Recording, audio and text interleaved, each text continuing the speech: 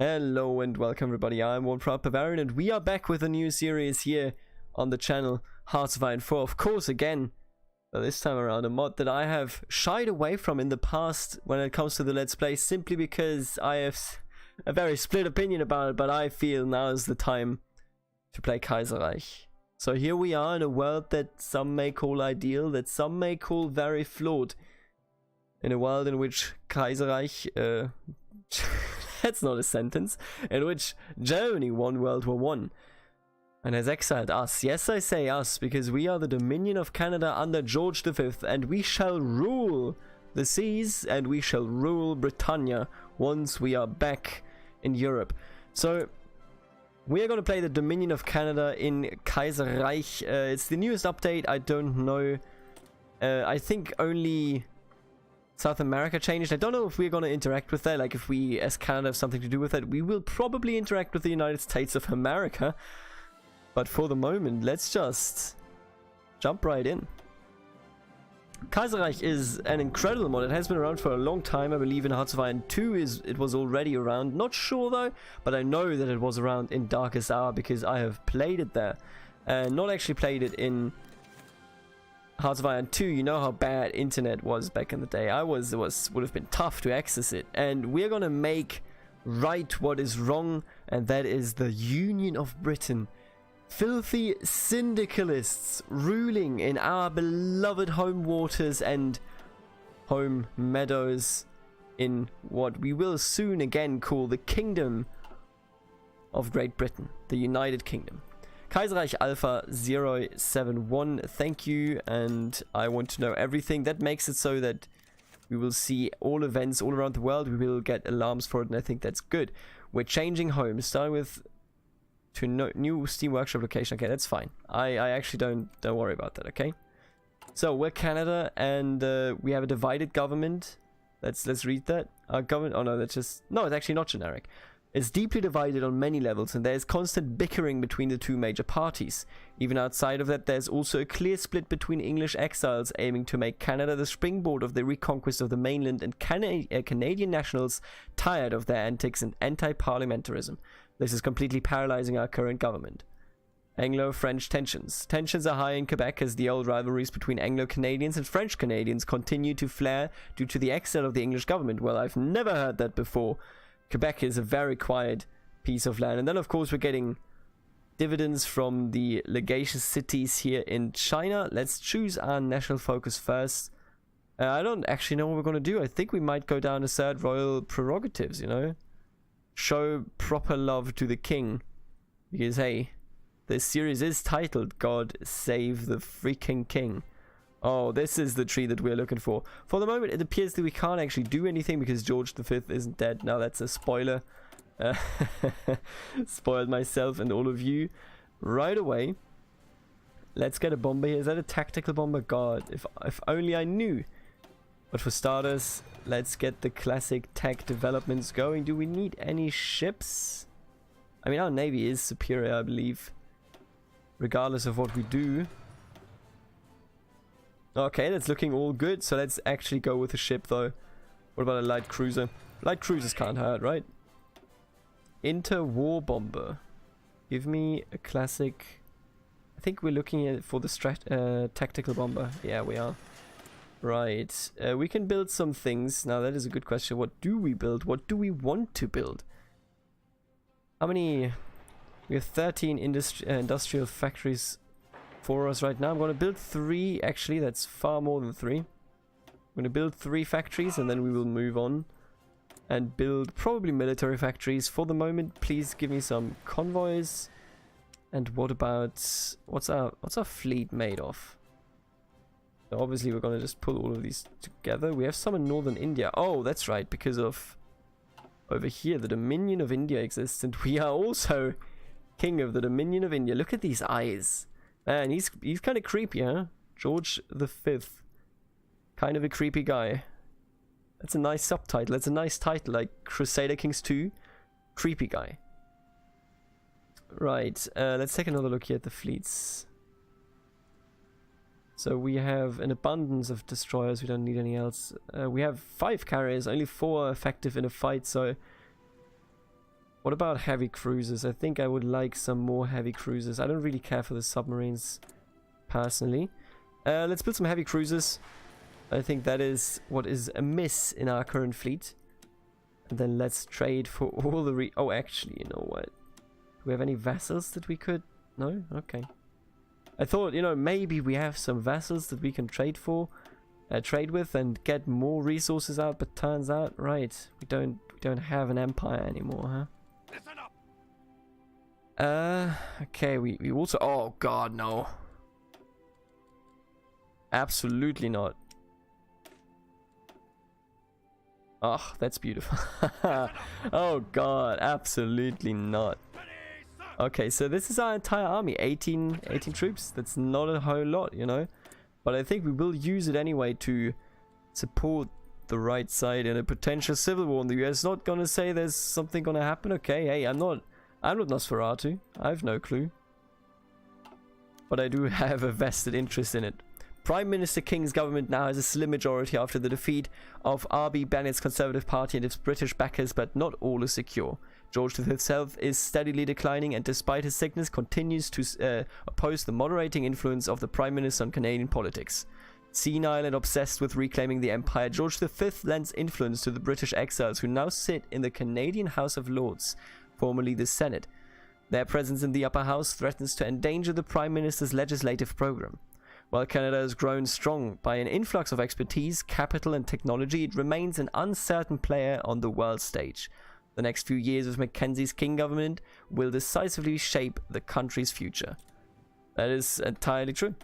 I completely agree with his statement, and we're not getting anything, it appears. We do have convoys. Let's try maybe the US.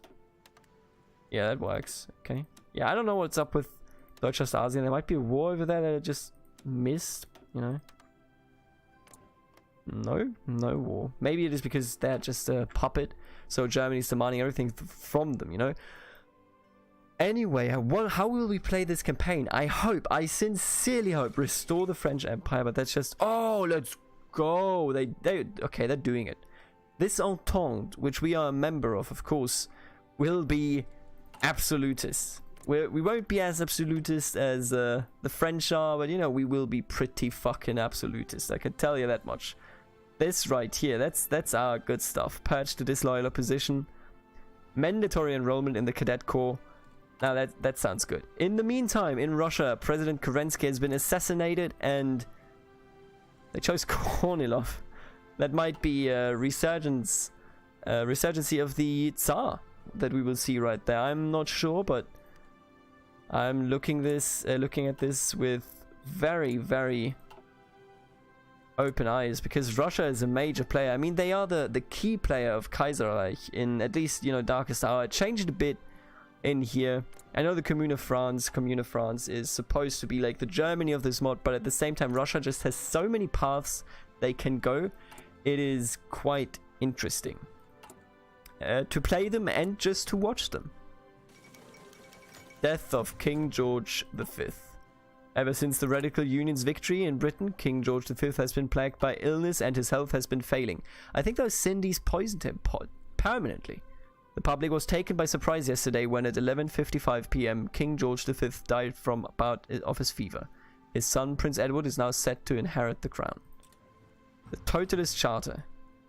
And other interested parties arrived in Birmingham today to discuss their common ground.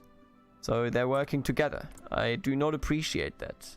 You hear me, Palmiro Togliatti and Mosley and who else there is? Let's hold a speech. Edward, Prince of Wales, will be coronated King Emperor as the Canadian... Oh, stop the time, please. As the Canadian political landscape consists of two main factions, one led by Liberal Prime Minister Mackenzie King, the other led by Conservative R.B. Bennett and the exiled British aristocracy. For now, Edward is popular in all of Canada, and his endorsement could prove decisive for either faction. Oh, definitely turn that off. Okay. Look at King Edward the 8th. He's hopeful. Imperial Conference of 1936. With the coronation of Edward VIII, the government is now prepared to convene the 8th Imperial Conference. A lot of 8th. This will gather the heads of government of Australasia, Delhi, the West Indies Federation and Canada in Ottawa to discuss the goals and futures of the scattered dominions of the British Empire. Envoy from Trans-Amur. Today, an envoy from the petty military junta of Trans-Amur has come to visit His Majesty Edward VIII. In his speech, the envoy informed us about King George V's previous support of Kolchak's 1925 unsuccessful coup in Petrograd and assured us that this time the rogue admiral will triumph. However, he once again requests support from the Entente. We owe Kolchak nothing, but maybe he's not that useless? How should we answer? Also, I actually took no look at how we're producing things here, and I think we want to maybe shift a tad bit more to fighters. I'm worried about all of that not being produced at all, but, you know. Assure him that he'll get what he needs. I mean, rifles, who cares, right? Yeah, let's do it. Send him rifles. If, you know, we have no influence on the Japanese over here, but I do think that it is important to have an ally in Russia, in Siberia, in wherever we can get one, right? So maybe Kolchak can actually do something. The goal of the Empire. The first day of the conference is here, and now we are to lay out the goal of the Empire. The Prime Minister of Canada laid out in a rousing speech that the principal goal of the British Empire in the new fast next few years is to either better the Empire or everybody hates us. Oh no. I mean, I'll be honest with you. I'm not going to lie to my vassals here. I know you're going to hate me for it, for no reason. But the truth is, Great Britain must be liberated from the tyranny of syndicalism, because syndicalism is the enemy of our time. Oh look, you didn't care. What? What about the West Indies here? Maybe just didn't impact yet? Nope, they just kinda don't care. Profits from the legation cities. Following the 1926 German intervention in China and the Treaty of Nanjing signed in November of that year, foreign trade was left to the richest cities of the coast. Alright, I know it. We get money. This is more important. The Indian Empire. The delegate from Delhi has just stood up and delivered a stirring speech about how we must aid them in liberating the rest of India from the chains of anarchists and traitorous princes that broke up the crown jewel of the empire. The delegate also spoke for some time on the trade benefits for the Entente if India was united, and how it would play a key role in retaking Great Britain from the traitors. So, we either say yes for India and the Empire, and you know what? I absolutely agree. We gotta take back India. It's true. We have to restore our empire. Through and through. No exceptions. Investments in the empire. The delegate from the West Indies Federation spoke today about the need for investing in the various dominions, stressing that the British dominions need a strong economy in order to take back Great Britain from the anarchistic traitors that took control of the country. Yeah, call them anarchistic traitors once more and I will give you money. Yeah, I mean, we do need investments. I don't exactly know what that does here, but we'll find out, okay? I have never played Canada, I will say it. Gridlock in France. Wait, don't do that. Acquire majority. Much like before the election, a coalition must be found. But who will this change? How will this change the shape of the Commune's politics? Only the men in the CSP itself know. Road to war. Well, 5th Anglo-Afghan War. That's right. We are at war with the Afghans. Oh no! What did I just click there? Ah, no! I don't even know what it was. Well, something happened. Please clap. The heir apparent, with his father dead, Edward the Prince of Wales will be coronated King Emperor of the British Empire. Two large factions within the Canadian political sphere have coalesced, one led by the Prime Minister who seeks to develop and refine Canada's industrial strength and harvest its resources over foreign policy, and the other led by R.B. Bennett and his supporters in the British diaspora who wish to mobilize the Canadian economy to launch an invasion of the Union of Britain in the near future, even if that means accelerating arms production at the expense of civil liberties. The Prince of Wales is popular in both Anglo-Canada and French Canada, and his views may very well sway the opinions of our citizens. He could prove to be vulnerable to the arguments of either group depending on how well they make their case. Bennett and the Exiles? To his elected Privy Councillors? Support for the Prime Minister? Or decide not to commit to either side? Well.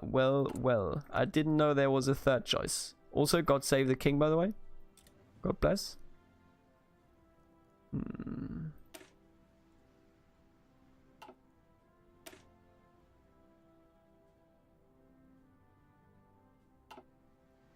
I endorse Bennett and the exiles. The prince has sided with the conservatives and has decided to make war with the Union of Britain an important part of his coronation speech.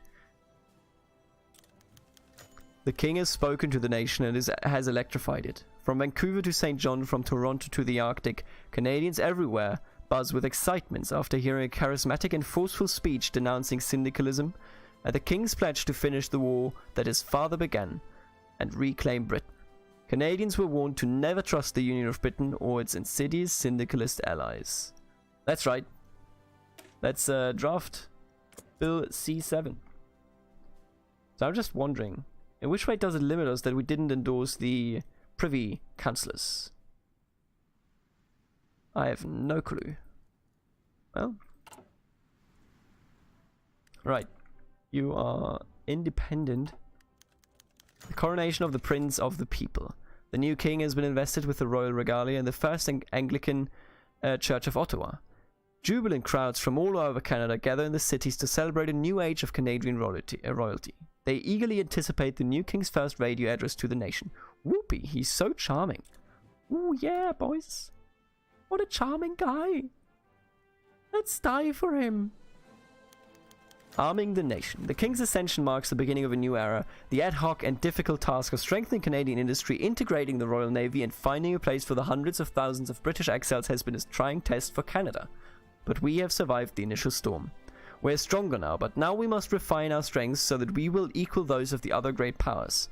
The Prime Minister and his government are therefore putting together a comprehensive security and military bill that will address the various national interests facing Canada.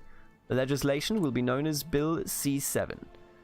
Have the bill authored solely by the Liberal Party or make the bill a bipartisan effort? Man, these are some decisions here. The Liberal Party, huh? We want the Tories to do it though, so get out of here. Mackenzie King still our man.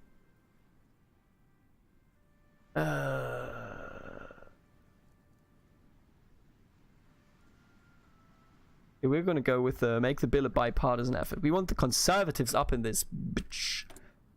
Right, what else can we do? We can switch to partial mobilization. I think we absolutely want that, so that we may push ahead in our effort to strengthen the nation.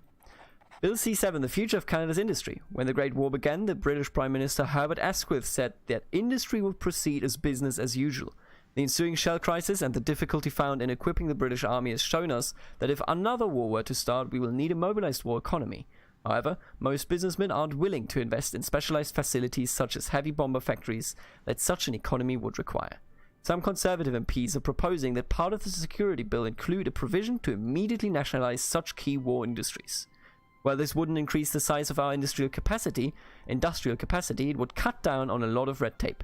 C.D. Howe, the Minister of Munitions, argues that the government subsidized the creation of such industries that entrepreneurs would lease at very preferable rates and provide the labor which would increase the number of factories but limit their efficiency by working with the private sector. Some MPs are arguing for a compromise where the government will nationalize the specialized industries that require a great deal of sophistication while subsidizing the more basic ones already in place.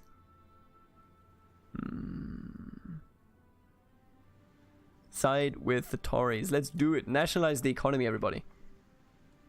Somebody has to do it. Also, call to arms. Yes, let's go to war with Afghanistan.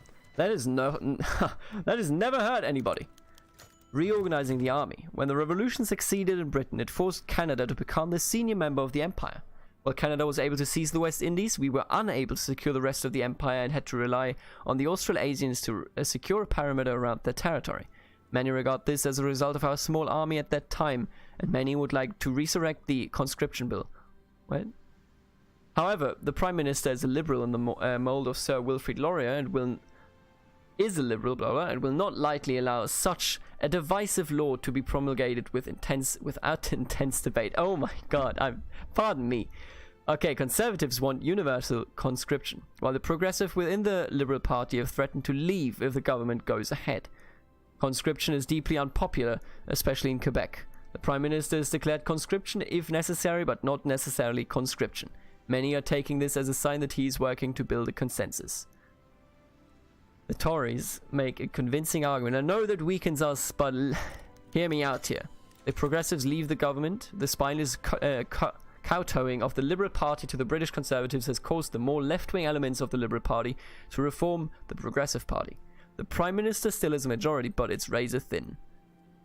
Maurice Duplessis, the Premier of Quebec and spokesman for all French Canadians, has denounced the proposed conscription law and has vowed to use all the tools at his proposal. Oh my god.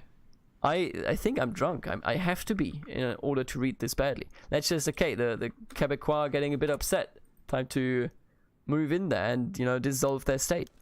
Domestic security. Canada has been able to avoid bitter class war that engulfed Britain after the Weltkrieg, but conflict between Anglo-Canadians and British exiles is growing. So, crack down on these groups. Let me just see what we're doing here. Cut back on many liberal civil liberties. Speaking is very hard. So they're suggesting Louis Saint Laurent may head a committee and do things that the French like, or we just tell them auntie so they may do what they want. And you know what? You know what I'm picking. Those Frenchies have no place in Canada or Europe for that matter. Don't tell my ally, the French Republic. They're still restoring their empire. Oh boy. Restoration of democracy in Australasia. Now that is something I don't like to hear. Hey, they did it. Maneuvers in the Carpathians and Louis Napoleon IV is back. French loyalists restore monarchy. I've already noticed. Don't you worry. But they are going constitutional. So that's fair, I suppose. The death of Pius XI. The Pope is dead. Not that I care. As a good Anglican, and I hope you are an Anglican too, for that is the one true religion. If you want to live, then, well, don't really have a different choice, do you? Still drafting the bill. The commies are meeting each other.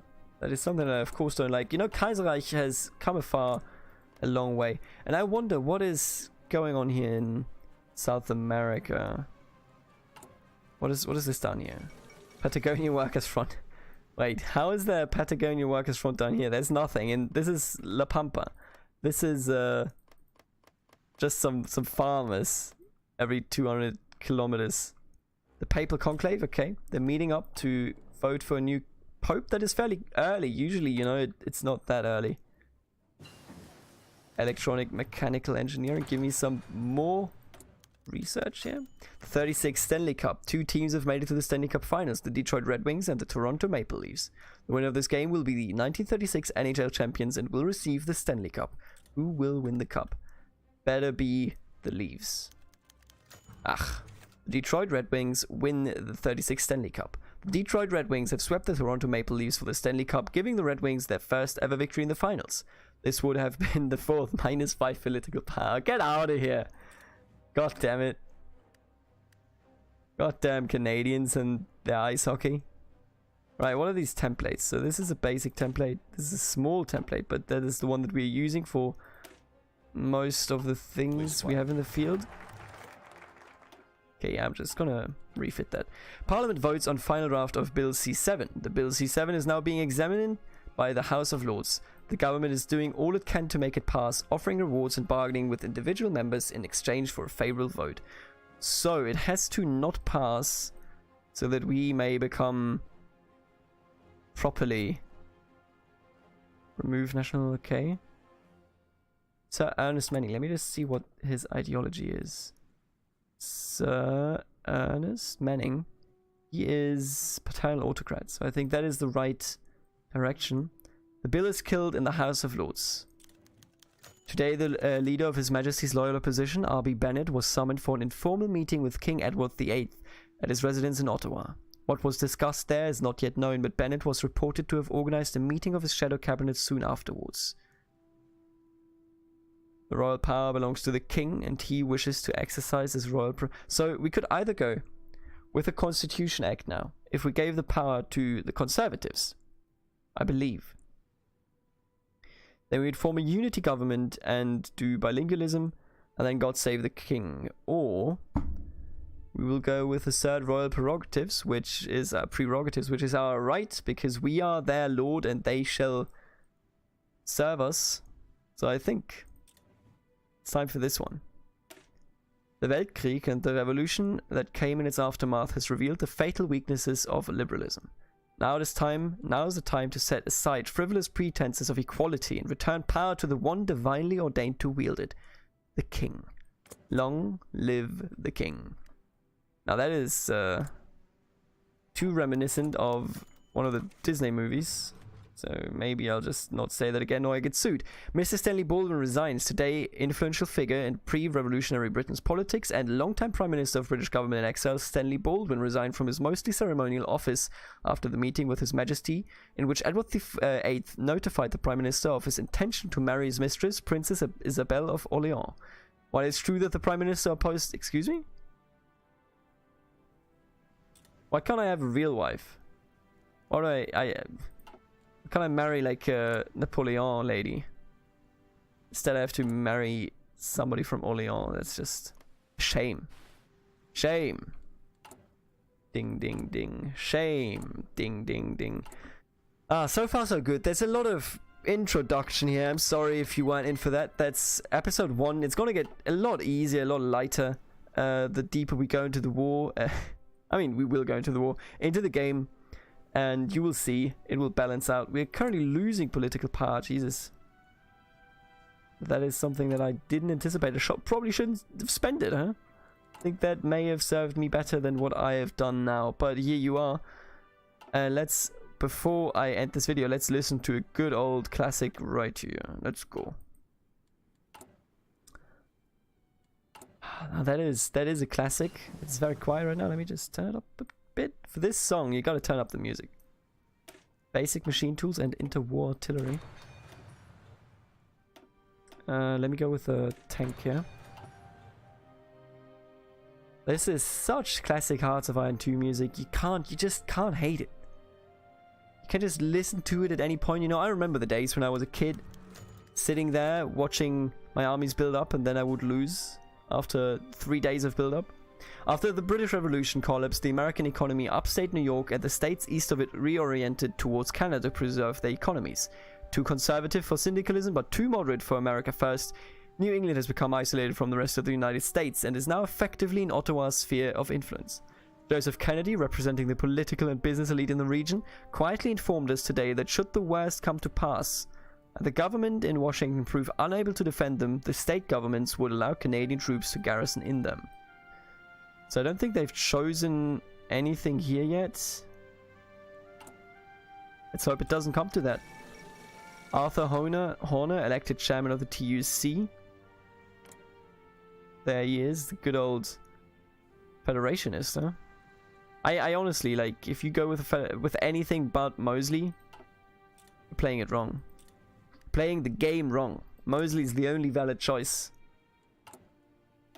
Oh, the Black Monday. Black Monday hasn't even hit us yet. Oh.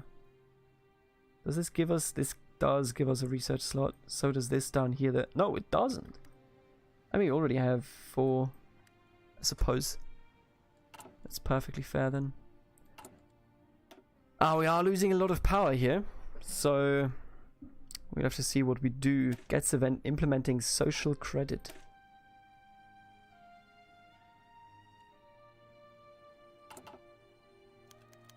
Bishop criticizes military priorities. Bishop demands that more money and manpower be spent on modernizing the Air Force. He is detailed... Who is Bishop? Wait 1 second. Ready to move. I have no clue who Bishop is. Well, he has detailed plans and it seems like it could work, but this will take resources from other projects. So we lose manpower, gains Chief of Air Bishop, which grants, okay. Gain base stability and manpower. Losing more stability would be... I don't think we can afford it. I just don't, you know, at this point. Let's just play it safe. Also, stop turning that on. The royal prerogatives. By law, a great deal of power is vested into the British monarch. However, over the years, those powers have laid fallow. Custom has dictated that the king should not exercise his powers that have been vested in him. Edward VIII has decided that he will change that policy. The only question is how much muscle shall he flex? So, shall be led by the king or shall be guided by the king? And the thing is, nationalists and loyalists. The loyalists are tinier. The nationalists they're both tiny, to be fair. Jesus, that's nothing. So I think since they are going... Oh, they're going... Is that social conservatism? Is that right? Head of government, social conservatism, really? He could go... He could end up... I don't know what he goes here. I think France stays far more liberal than we are, so let's just go with the authoritarian... Ugh. You know what? Fuck it. We're radicals. We're crazy. Okay? Kingdom of Canada. That sounds dumb, but... Here you are. Fall of Argentina. Look at him. Manuel Carles. The national populists have taken over. As have we, the loyalists. Okay, we're earning a little bit here, but I think we want to get rid of divided government, despite it riding us even deeper into the trash. It's 70 days as well. Unione Socialista Cristiana wins election in Italy. Alright, fair enough. Oh, yeah, of course. I mean, our carriers are also old. We probably do want to invest in carrier build up in the future. Sir Ernest Manning, that's a good man. That is somebody that should rule this nation, okay? Daily change, nothing. Fuck. Well, I really am curious as to how this will play out. But for the moment, I thank you for tuning in, and I'm tuning out. I will see you tomorrow when we will be here and in Kaiserreich, and I will hopefully have learned to talk properly. Until then, later. God save the king, by the way.